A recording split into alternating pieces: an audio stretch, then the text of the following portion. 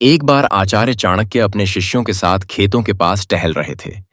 वहां उन्होंने एक किसान को देखा जो अपनी फसल काट रहा था। खेत के पास एक पेड़ पर एक चिड़िया का घोंसला था जिसमें उसकी नन्ही चिड़िया थी। किसान अपनी फसल काटते काटते पेड़ की ओर बढ़ रहा था। यह देखकर शिष्यों ने चाणक्य से पूछा, आचार्य, यह चिड़िया और उसके बच्चे तो किसान के हाथों मारे जाएंगे, क्या हमें किसान को रोकना नहीं चाहिए? चाणक्य ने मुस्कुराते हुए उत्तर दिया, अभी समय नहीं आया है, थोड़ा इंतजार करो। शिष्य सोच में पड़ गए।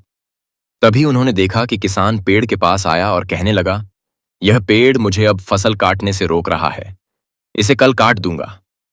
किसान इतना कहकर वहां से चला गया। घोंसले में बैठी चिड़िया ने यह सुना और अपने बच्चों से कहा, बच्चों, हमें जल्दी ही यह जगह छोड़नी होगी, क्योंकि यह किसान पेड़ काटने की बात कर रहा है। लेकिन अगले दिन किसान पेड़ काटने नहीं आया, वह किसी अन्य काम में व्यस्त हो गया। चिड़िया ने राहत की सांस ली और बोली, किसान तो अपने काम में उलझा हुआ है, हमें शायद जल्दी जाने की जरूरत नहीं है। कुछ दिन और बीत गए। किसान ने फिर कहा, अब मैं इस पेड़ को कल जरूर काट दूंगा, लेकिन वह फिर भी नहीं आया।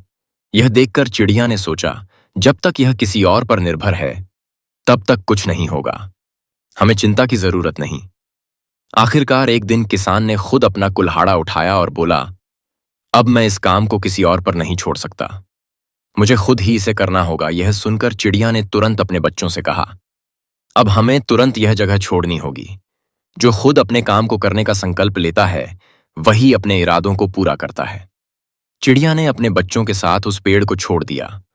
उसी दिन किसान ने पेड़ काट दिया। चाणक्य ने शिष्यों से कहा, यह कहानी हमें सिखाती है कि जो व्यक्ति अपने काम को दूसरों पर छोड़ता है वह अपने लक्ष्य को कभी प्राप्त नहीं कर सकता, लेकिन जो खुद अपने प्रयासों पर भरोसा करता है और कर्म करने का संकल्प लेता है वही सफलता प्राप्त करता है।